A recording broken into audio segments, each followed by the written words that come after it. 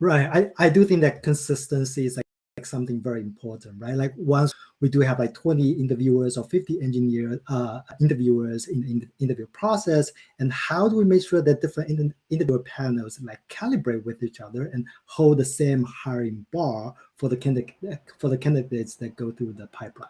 So, Catherine, I'm wondering if you have like some particular like tips and tricks, or like how do you make sure the bar is the same?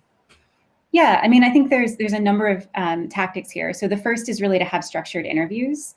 So the more that your interview itself is structured, the questions are standardized, and your competencies are clear. Now you at least have a situation where your interviewers are at least trying to interview for the same thing, and now you might just have a calibration issue.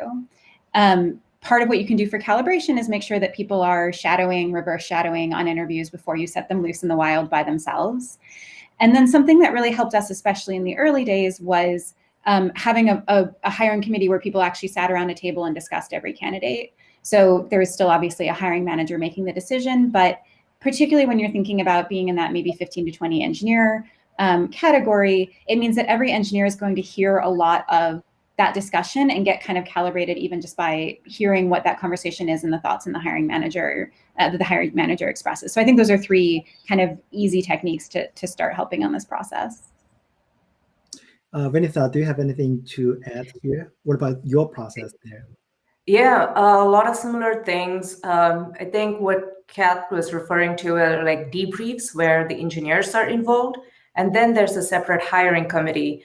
One of the things that we do at Airtable is that we do write down the arguments for why we should hire an engineer. And also the most important part in that is the leveling.